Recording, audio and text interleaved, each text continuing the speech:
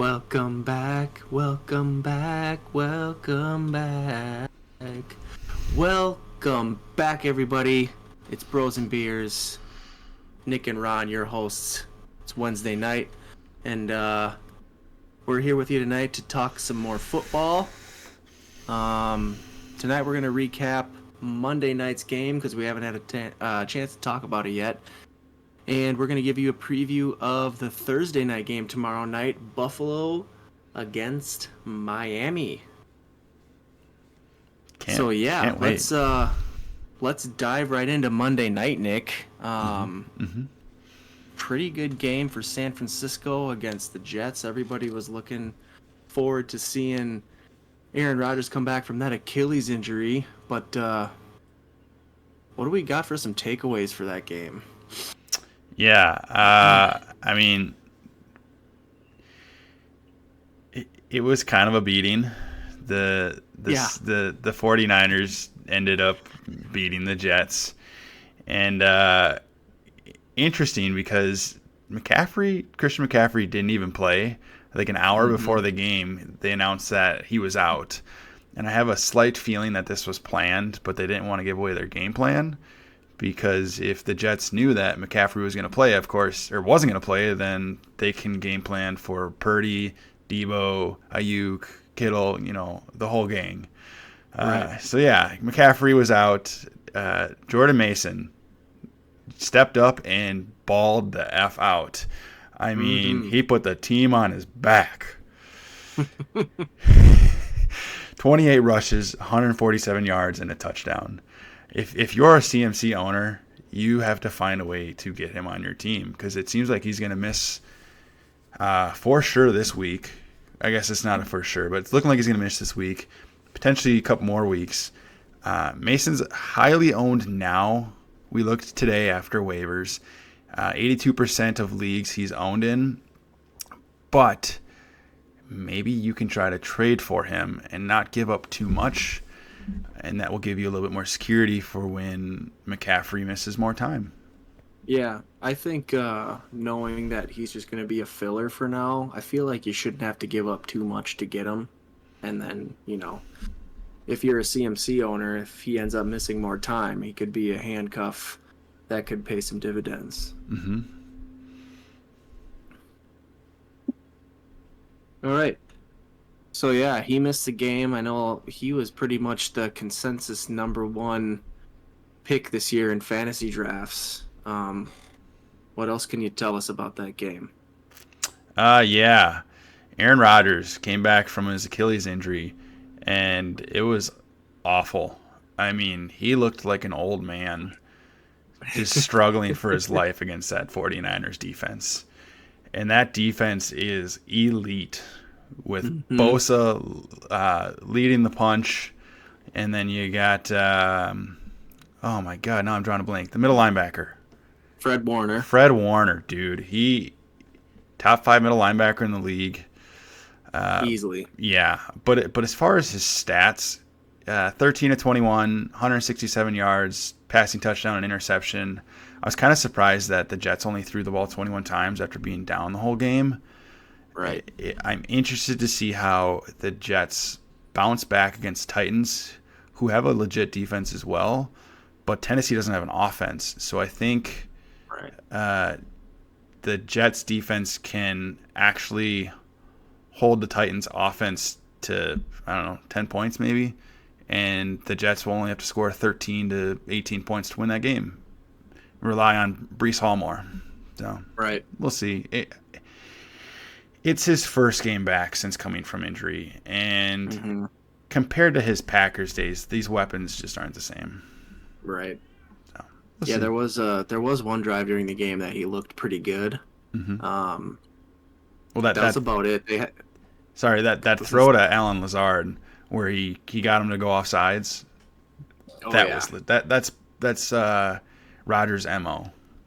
Oh yeah, that was a great throw by him. Obviously, great play. I think they said a stat too that he's got the most touchdowns on free plays ever, which doesn't surprise anybody, I don't think. But I think that 49. I mean, you look at the stats.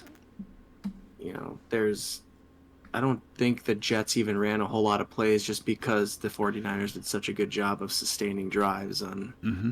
hopefully the Jets will have uh, better luck next week being able to stay on the field and actually score some points. Um, Sticking with the Jets, Alan Lazard had a great game.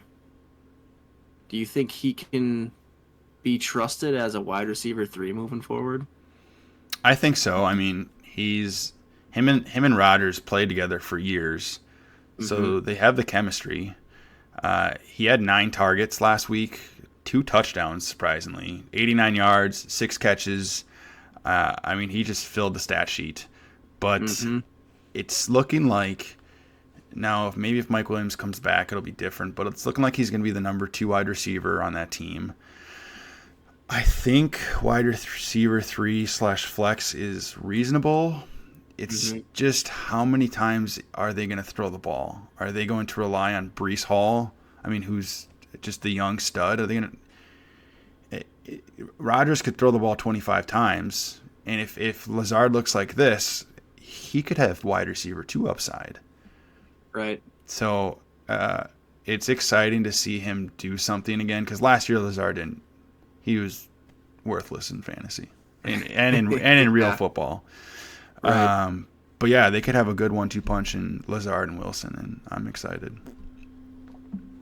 Yeah, I definitely think, especially if teams are going to be game planning against Garrett Wilson, because we obviously know that he has superstar upside. Alan Lazard could definitely benefit from that, and if he keeps putting numbers up like that, he's going to be rostered in a lot more leagues than he is right now. Mm-hmm. Mm-hmm. Moving on to a receiver on the other side of the ball, Brandon Ayuk definitely looked like he missed most of training camp on Monday. Yeah, he just didn't look like himself. Mm-hmm. Didn't play a whole lot necessarily. I mean, he depends how you look at it. You know, he's used to playing in the 85 to 90% range, Mm-hmm. percentage of snaps. And on Monday night, he only played 60% of the snaps, 43 plays 43 out of 72 plays. He did have 5 targets, which is decent, and he's a player that will normally do a lot with his targets. But 2 catches for 28 yards is you're drafting him as your wide receiver 2, Mm-hmm. sometimes wide receiver 1. Depends on the league, I guess. And you can't have that every week. So I expect him to play more snaps next week, maybe get 7 targets, and hopefully he can get in the 80 to 90 yard range. And I'd say Yeah. that's a success. Yeah, and I definitely think if he keeps dropping beautiful touch or potential touchdown passes from Purdy like he did and having that ball go right through his hands, people are going to start getting upset and wondering what the heck he's getting paid for. Yeah, they might have made a mistake by paying him all that money, but it Yeah, didn't seem like they could get much for him. So right. I agree. just like in fantasy, you don't want to just sell somebody to sell someone. You want to sell them at their value. Mm-hmm. So Yeah, absolutely. Well, to wrap up the recap of Monday night, do you got any like fantasy stars of the game? yeah, I mean you got Jordan Mason. I think he was the star of the game. Mm-hmm. Debo doing Debo stuff, 5 for 54 on 9 targets, and 8 rushes for 23 yards and a rushing touchdown. It's almost a guarantee that he's going to be a part of both sides of the fantasy world, if that makes sense. And Mm-hmm. he's gonna catch a lot of balls, and they're just gonna give him work. So yeah, Debo had a good game. Jake Moody was 6 for 6 with a long of 53 yards. Seems like he's like, I don't know, kicker 5 or 6 and rankings. Start him every week, of course, unless you're not in a kicker league. But talked about Mm-hmm. Lazard. He had a great game. Brees Hall had a all right game rushing, 16 for 54 and a touchdown, but he did have 5 catches for 39 yards. If this is his floor, dude, I'm excited for him this year. If this is his floor, anybody who drafted him, they love that. That's like a 16-point floor. If you're scoring at least 15 points every week, that's about as solid as you can get for a floor. And this is against one of the best defenses in the NFL. Yeah. So him getting better matchups is gonna equal better production. That's I think people are excited for that. Dude, I got a question for you, Ron. Mm-hmm. Were you able to draft Breece Hall in any leagues? I wasn't. I mean, I couldn't get a top pick. I couldn't get him. Yeah, and unfortunately for me, the one league that I actually had a high pick in, I was a first overall pick, and you could have taken him there. I could have, but you know what? I had McCaffrey in a league last year that I got him third overall, and that team actually won me a championship, and so I'm thinking, I'll get him again. He's got the most upside. He's the best fantasy player. They kind of downplayed his calf injury like all off season, so I thought, I'll take him. He's gonna play, like that's what he's saying, and that didn't come to fruition. And watching Breece, do what he did, he was pretty efficient running the ball, but he's gonna get his targets in the passing game. Right now, it's only week 1. Right now, it looks like taking Breece would have been the better option, but McCaffrey can still be he can still be a league winner, and going 0-1 isn't the worst thing in the world if that's what happened to you, like it did to me with my team that has McCaffrey. But one game is one game. It's a long season, so can't lose hope yet. I mean, you could always just rewatch yesterday's or Tuesday night's video. What day is it? Today's Wednesday. Monday night's video. And look at the waivers and just pick up somebody great. You'll be good. Right. Absolutely. I would recommend that, actually.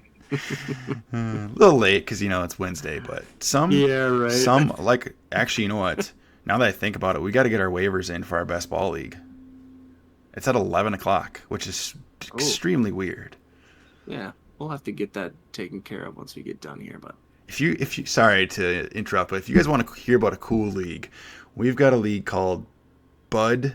What is it? Bud? Dino Buds. Dino Buds. It's best ball, and you have 2 people on a team. And so Ron and I are on a team, of course. We got some good players.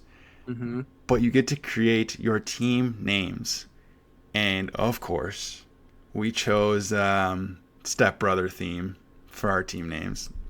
So you're Dragon, I think, right? Yep. And I'm Nighthawk? Yes. Yeah. I'm Dragon, you're Nighthawk. And together our team.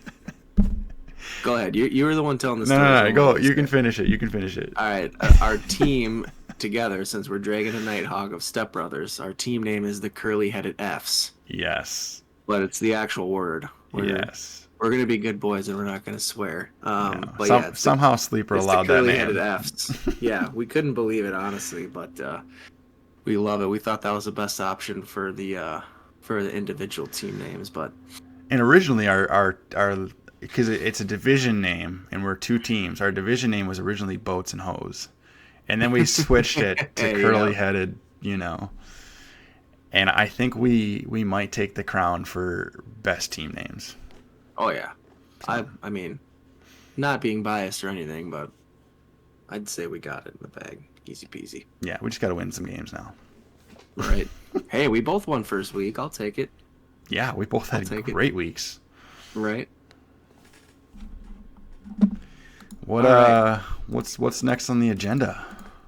So let's do a little preview of Thursday night, Buffalo at Miami. Definitely a pretty fantasy relevant game. A lot of guys in that game that are probably on a fair amount of fantasy teams this year. Definitely, the biggest one being Josh Allen. I think for my rankings, he's probably going to be QB1 probably the majority of the year, especially if he keeps doing what he did Monday. Oh, yeah. He did hurt his hand, but he's expected to play. I mean, it's Josh Allen. The guy's been the top QB for the last 5 years, and the 1 year that he didn't finish as the top QB, he was second. You just don't sit this guy. He's too good, and even without a top receiving option, he was super efficient. Scored a couple touchdowns on the ground. I mean, Didn't only turn the ball over once, which he's known for as well. yes, But lost that fumble, but I mean that still didn't hurt. Still didn't hurt his stat line. It still didn't hurt his No. fantasy score at the end of the day. I mean, the guy's a stud. yeah, bona fide stud. Absolutely. He's the James Bond of the NFL. Yes. Yeah, I definitely think he's got a tougher test this week against Miami. Cardinals definitely aren't going to be known for their defense this year. I don't think they really did a whole lot in the offseason to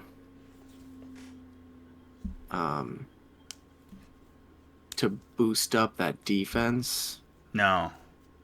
So I think a little bit of an easier test, but I think Miami will be realistically, it was a different story. It was a weaker NFL draft class as far as defense.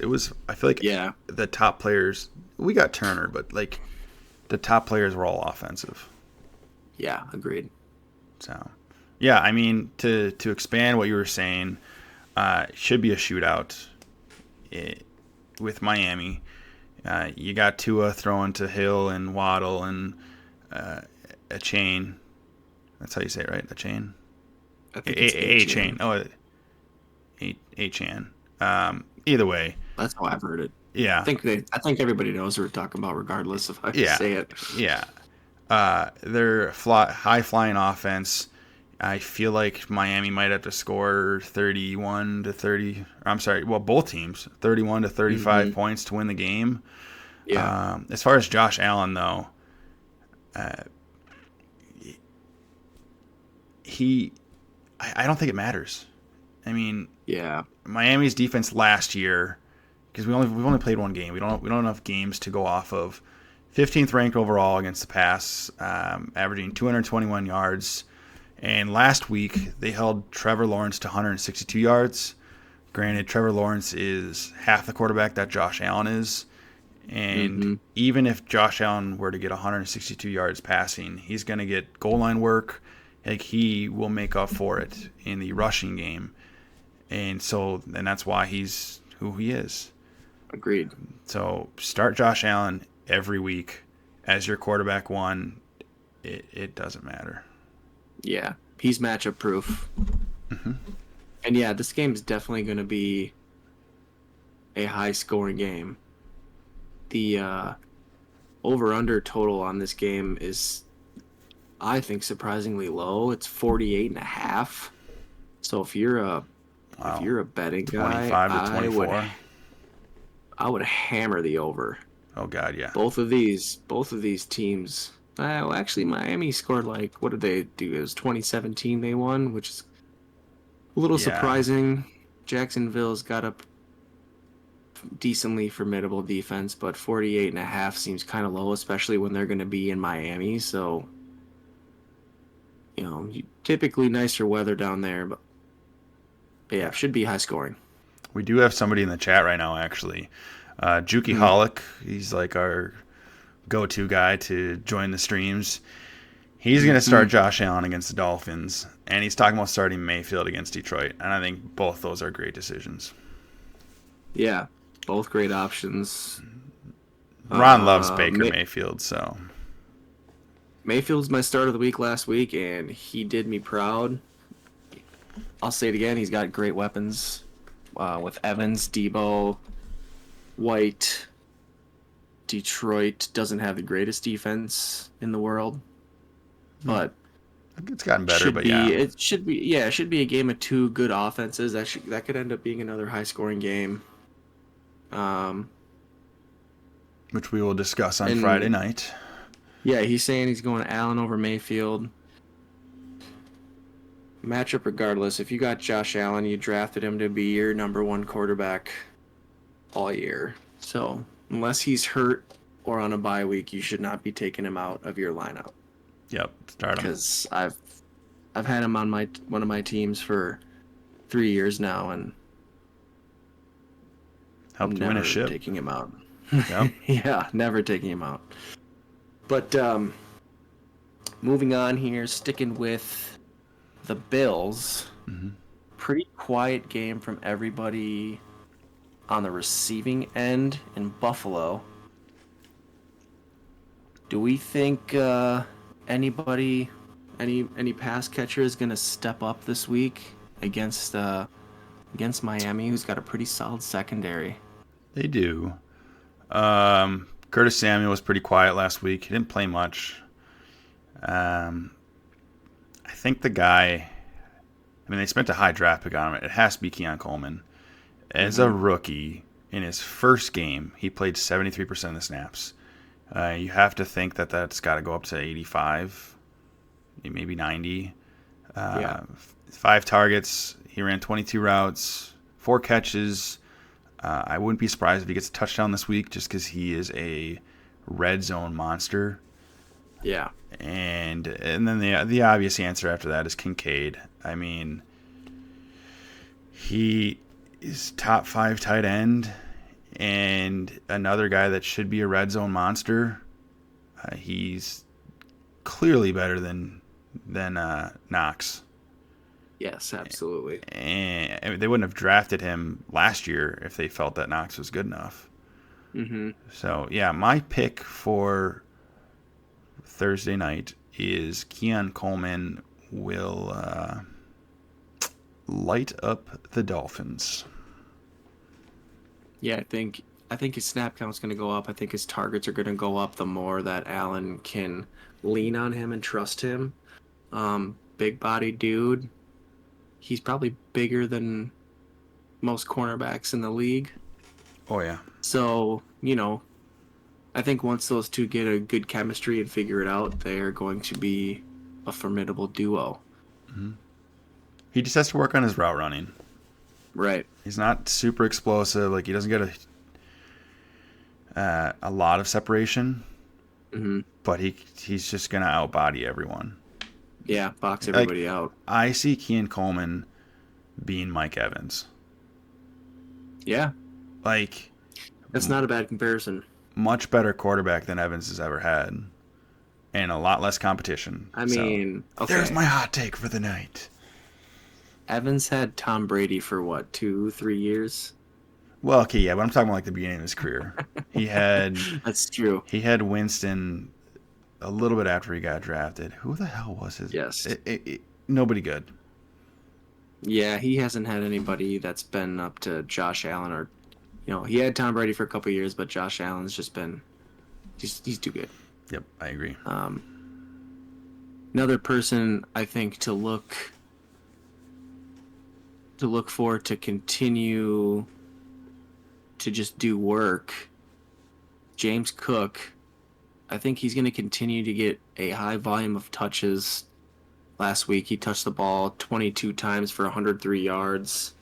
I think he's going to be a yards machine this year, but I think I said in a previous video one reason I avoided him this year was because Josh Allen is just a touchdown hog.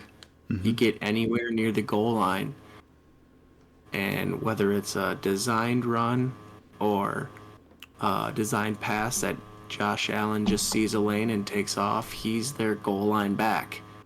Yeah. Besides the fact, though, Cook does have home run speed.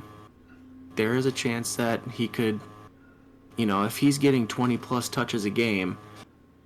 And 4 catches, maybe. Yeah, there's definitely a chance that he could take something to the house,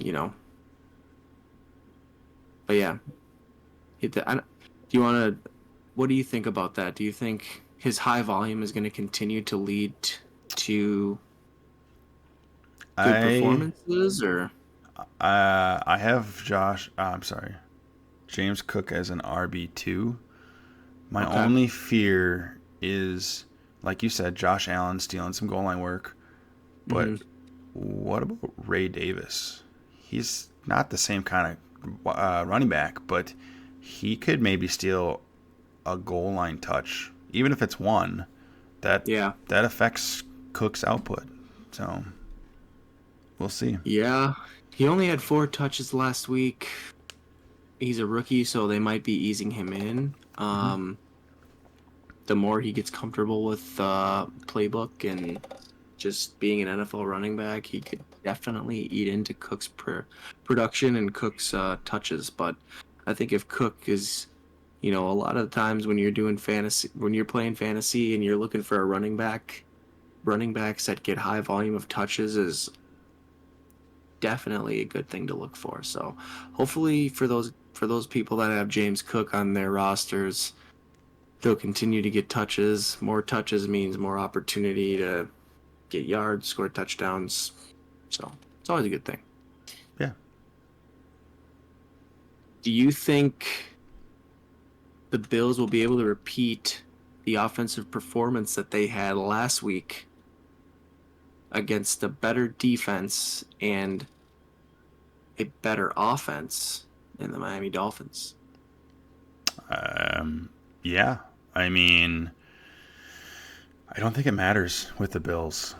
Mm-hmm. There's only a few or defenses that could possibly shut them down, and when I say shut them down, it's mainly maintain them, and that'd be like Yeah. the 49ers. The Browns have a great defense, but their offense is just terrible, so it doesn't matter. I just think their whole offense is matchup proof. So, yes, uh, I wouldn't be surprised if they put up 42 against the Dolphins, and it could be the game of the week. One, it's a Yeah. division game, Mm-hmm. and two, exciting offenses to watch. Both, I don't know, what are they, 12 to 15th ranked in defense? So not bad defenses, not like elite defenses. Yeah. So it should be a lot of uh, exciting plays, a lot of touchdowns, hopefully. And, Friday morning when you wake up, if you start any of these players, you'll be happy. Yeah. Yeah, I agree. I think if Josh Allen is going to continue to be as efficient as he was against the Cardinals, they are going to be an extremely tough team to beat. I know a lot of people didn't think they could continue the offensive production they had, losing Diggs and Gabe Davis. Diggs is obviously a great player. He's been a great player for most of his career, but the second half of last year when the Bills actually started playing a lot better, he wasn't really involved. I mean, he was involved, it's Diggs, but his involvement kind of regressed, and Gabe Davis was such a boomer bust player where he really wasn't a super consistent guy in the first place, and it looks like Josh Allen is going to spread the ball to everyone. Yeah, I'm excited for this team. I think they're going to do. I agree with you. I think it could be the matchup of the week easily. Two great offenses. It could be a high scoring game. Divisional rivalry. Ron, I Yeah, I got think I I got am. an idea for us. Okay. I'm gonna go to the grocery store, and I'm gonna grab a large white plastic table like you use for beer pong. Okay? Yeah. We're gonna stand on that couch and we're gonna scream "Bills Mafia," and then just people's elbow on it, just a tribute to the Bills fans. Oh man, just Maybe buying a table just to break it. maybe live up to our name and slam a beer or something. Funny. That would be pretty Bros and fun. beers, Bills We might have to Mafia, do it on a. let's go. Yeah, that'd be crazy. Make sure there's a bunch of beer on it just to spill it all over your couch and stuff. We can maybe do that outside. Uh, that'd be funny. Moving on to Miami. Um, do we think Miami can keep up the strong passing numbers against the Bills. Pretty much shut down Kyler last week. 21 of 31, only 162 yards. Not a lot of yards per attempt. I know Marvin Harrison's he's a rookie. He's going to learn. He might have a slow start to his career, so maybe, you know, maybe it was just a good matchup for the Bills defense, but coming into Miami now going against Tua, Hill, Waddle, do you think Miami is going to be able to figure out this Bills team and put up some numbers? I'm worried about Achan's rushing a little bit. Mm. I mean, against Jacksonville, he got completely shut down. He had a good receiving game. Tyreek Hill, he's going to do Tyreek Hill things. I feel like Waddle, if he doesn't get a few big plays, he could disappear. Yeah. We'll see. If Tua led the league in passing, so it's very possible that he gets another 300 yards game last week. Correct. Yeah. I think one of the big reasons Buffalo is able to shut down the Cardinals, especially with the likes of Marvin Harrison Jr. When I was watching that game, it looked like Rasul Douglas was on Marvin Harrison for a majority of the game. Mm-hmm. Marvin Harrison's not a burner. He's a big dude. He's fast enough, but Rasul is also a big guy. He's a veteran, and I think him being on him was the reason that he kind of got shut down. You look at Hill and Waddle, they're quick and they're two of the fastest wide receivers in the league. They're definitely going to get theirs, and if this is going to be a high-scoring game like we're thinking it will be, there's going to be a lot of passing attempts, a lot of passes to catch, and I definitely think that Miami can, again, they didn't score a lot of touchdowns, but they were able to move the ball. Like I said, Tua had over 300 yards passing. I think it's going to be a high-scoring game, a lot of passing, a lot of yards, hopefully a lot of touchdowns, because that's what we love to see in fantasy. Mm-hmm. Mm-hmm. Yeah, it'll be fun. I'm excited for tomorrow night. I think it's going to be a good game. Mm-hmm. I think that the biggest injuries to watch for this game, besides, Allen's going to play. His non-throwing hand is hurt, but who needs your left hand when you're a right-handed quarterback? Mostert has already been ruled out with a chest injury. I don't think a lot of people are playing him in the first place, but Achane is supposed to be a game time decision tomorrow with an ankle injury that he picked up last week. What do you think would be a good option if he doesn't end up playing? I mean, Jeff Wilson's probably the guy to pick up. 13% owned on Sleeper. I'd be interested to see if Jalen Wright, I think that's his name, right? Yeah. Yeah, Jalen Wright, yep. See if he plays. You know, it wouldn't be smart if they only dressed two running backs out there. So hopefully they can have a third guy just in case if Achane gets hurt, or God forbid Jeff Wilson isn't very good. So yeah, Jeff Wilson's the guy to pick up and just monitor the situation. Yeah, I think with that situation, Wilson is a guy that McDaniels trusts. He's been on the team. I think this is his third year on the team now. And they were even together when they were both in San Francisco, and that's why McDaniels brought him over, is because he knows what he's getting with Wilson. Last week, Wright was a healthy scratch, I believe, or healthy inactive. When you have Achane, Mostert, and Wilson, probably don't need that fourth guy anyways. I don't think most people were expecting that because Wright was kind of a higher draft pick for them this offseason. But yeah, I'm definitely interested to see how, if Achane does miss the game, how they're going to how they're going to play it with Wilson and with Wright if they're both playing. Is Wilson going to be the early down guy? Is Wright going to be the third down guy? Is Wilson going to be Goal line.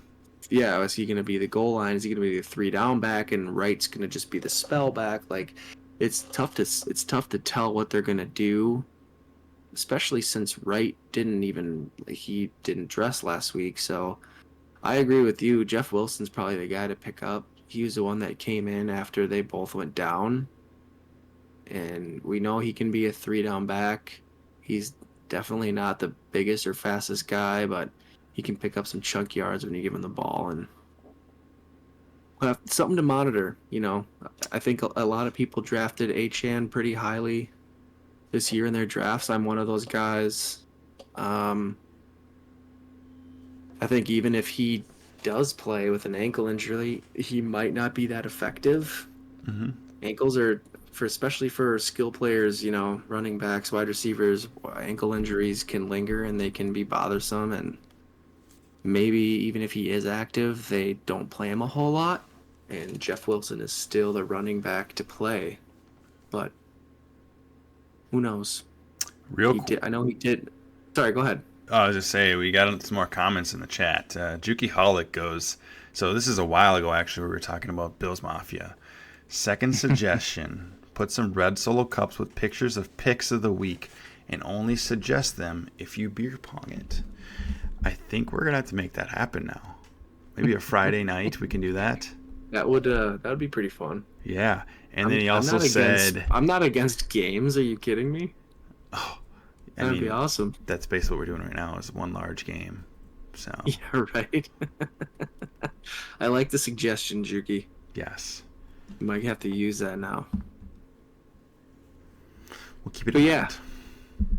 I know Achane practiced in a limited fashion today, but these Thursday night games are fun because we get more football during the week. But I know for these football players who need that rest and recovery, that definitely messes with stuff, especially when a fantasy relevant player like Achane has an injury that he's trying to recover from. Well, yeah, I mean, if they were playing on Sunday, they would have an extra 2 days.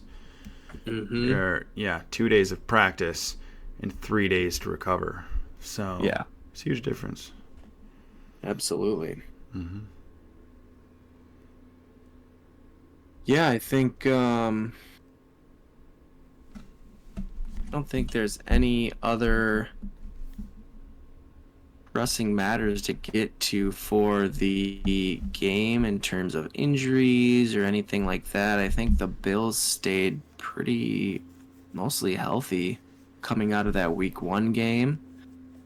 So let's move on. Let's do some projections for some players here. It's always fun to try to guess who's going to do what and see how we do. That's why we like to do start sit. Mm-hmm.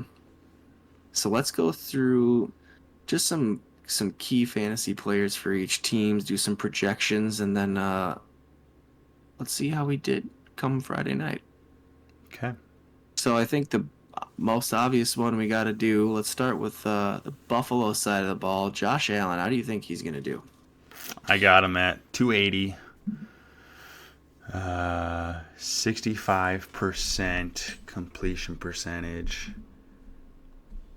Let's go with 2 passing touchdowns, a pick, 37 rushing yards. Yeah, I think that's good. Okay. Well, that's probably a little low. Let's go 3 passing touchdowns. Because that's not really a great game.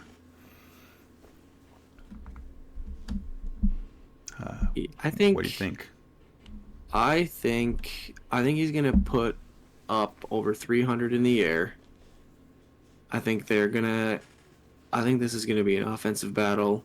I think he goes for 310 in the air for 3 touchdowns, 40 yards, and another touchdown on the ground. And he's probably either going to throw an interception or lose a fumble again. I'm looking for him. I think it's going to be a big game for both of these quarterbacks, honestly. But yeah, I'd say 310, 3, and then 40 yards and a touchdown. I think that's realistic. Yeah. I hope so. I have him on one of my teams, so I want him to put up all the stats.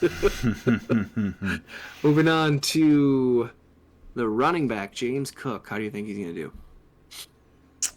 Let's see. Cook. 63 yards rushing with a rushing touchdown. Ooh. 5 catches. 46 yards. Okay. I think that's so reasonable. over 100 total yards and a touchdown, huh? Okay. Who's next? Keep it coming. I'm gonna go with Cook too. I think Miami got torched on the ground pretty good last week by the combination of Bigsby and ETN. I think he goes over 100 on the ground. 4 catches for 20 yards. I don't think he scores a touchdown, though. I think if he scores a touchdown, it's going to be through the air. So I'll say he gets a receiving touchdown, if anything. Okay. I think it's realistic. Next one, who we're hoping this guy has a bounce back game, Dalton Kincaid. What do you think he's going to do? I don't think he's going to completely go off. So I got him at 5 for 62. Touchdown? No touchdown? No touchdown. No touchdown. Okay. I think the touchdowns are going to go with some of the other guys. Coleman's going to get one. Maybe Shakir. And Dawson Knox is going to get the other one. Oof. Okay. Just a random one. Hey, these are predictions. They're yeah. Who knows? I think he's gonna have some similar stats to what you put up. I think he's gonna do 6 for 55. I do think he'll end up getting a touchdown this week. I think they gotta utilize him in the red zone. He's a big body with good hands. I think he'll get loose for a red zone touchdown. Kincaid, I can see it. Mm-hmm. Let's do one more Bills player. Keon Coleman. All right, I got him 6 for 108. So he's gonna eclipse the 100-yard mark. Okay. And I already said he's gonna get a touchdown. Yeah, there you go. Yep, and I think he's gonna have. I think that's realistic. Yeah. I don't know about realistic, but that's my prediction. Okay. Yeah, I definitely think there's going to be some big games, I think, here from people on both sides of the ball. We've talked about how it's probably going to be a high-scoring game, a lot of offense. The Bills pass the ball 10 times less than they did rushing last week, but when you're ahead most of the game, you can kind of do that. I don't think that's going to be the case. I think that's going to be a back-and-forth game. And, yeah, Coleman, I think he's going to have 8 for 110 and a touchdown. I think he's gonna have his breakout game as a rookie. This is it. Yeah, it'd be pretty sweet. I mean, I'm not gonna be mad about that. But all right, moving on to the Dolphins. We'll start with their quarterback Tua. How do you think he's gonna do? I got him at 295. Definitely gonna throw a pick. 2 passing touchdowns. Okay. Yeah, I think he's gonna go over he's gonna go over 300 again. With Mostert out, Achane banged up, I think they're gonna be passing the ball a lot. I wouldn't be surprised if he goes over 40 attempts in this game. I think he's gonna do 325, 2 touchdowns and a pick. We know he's not gonna run; he never does, and he's got to protect that dome of his because he can't be getting concussed anymore. I don't think that'd be good for him. But I think they can't be hiding any more of those. That's for sure. 320 with 2 touchdowns and a pick, I think, is what 2 is going to do. Next big player, Tyreek Hill. Ooh, let's see. So he's got 298 passing. I'm going to say 8 for 130, and he's going to catch one of his touchdowns. Yeah, I think that's realistic. That one's actually realistic. That is real. Oh, with Tyreek Hill, you could say 12 for 210 and 3, and that's typically realistic because that is definitely something that he can do. That's a possibility. Yes. Which is funny because that's I'm just kidding. That is not my projection. I think he's going to catch 10 balls for. I think he's going to go 10 for 150 and a touchdown. Okay. I think they're gonna have to lean on him this game. So yeah, 10 for 150 and a touchdown. I see it. The other receiver, Jalen Waddle. Jalen Waddle. Let's see. If I had Tua at 298, Hill's got 130. There's 168 yards left to account for. I'm gonna say You're good at 2. math. What can I say? 2 for 60. Let me think. 2 for 66 yards. No touchdowns. Ooh. On 5 targets. Soft game for Waddle, huh? I think so. Yeah, I was gonna say 4 for 70, no touchdowns. Yeah. Yeah. We got this player. We'll see if he's hurt. Let's go with if he plays. Let's go with if he plays. Yeah, Devon Achane. I think it's gonna be a rough day on the ground again. So he'll have 11 rushes for 27 yards, but once again he's gonna be a stud in the receiving game. So 6 for. What do we got left? We got 70 yards left, give or take. 6 for 52, and he gets one of those touchdowns. Mm-hmm. So. Yeah, I think if he plays, he gets the other touchdown as well. Receiving, I know last game he got one on the ground, but yeah, I think it's going to be tough sledding again for him on the ground. Buffalo did a good job of bottling up James Conner, and he's definitely a bigger, more physical back. Achane obviously is super fast, but I think he does like 9 for 33 on the ground, but I think he's going to catch 7 passes for 70 yards and a touchdown. I see it, and that's basically what he did this past week. So right. If he doesn't play, let's go with one more. If Jeff Wilson plays and he's the starting running back for the Dolphins, what do you see him doing? I got him at 13 for 56 and a rushing touchdown. Okay. Yep. I think that's pretty solid. I think I'm kind of around the same thing. I think if he's the one that's playing, I think they'll give him a little more rushing attempts than they would Achane. I think he'd go for 15 for 60 and a rushing touchdown. I think he catches 2 passes for 18 yards. But yeah. I can see it. Yeah. Yeah. Hopefully, Achane plays. Sorry. Yeah. Oh, I agree. He's on one of my teams, so I definitely I would love for him to play. But I think that's a good preview. It'd be nice. It'll be nice to see how the game goes, and I think everyone in Fantasyland is hoping for a shootout in Miami. So Let's hope so.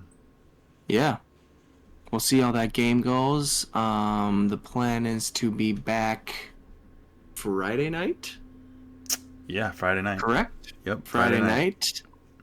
Do a quick Thursday night recap and do some start and sit options for the Sunday ahead. Mm-hmm. Sunday, Monday ahead. So thanks y'all for tuning in. And yeah, we'll see you soon. All right. Bros and Beers out.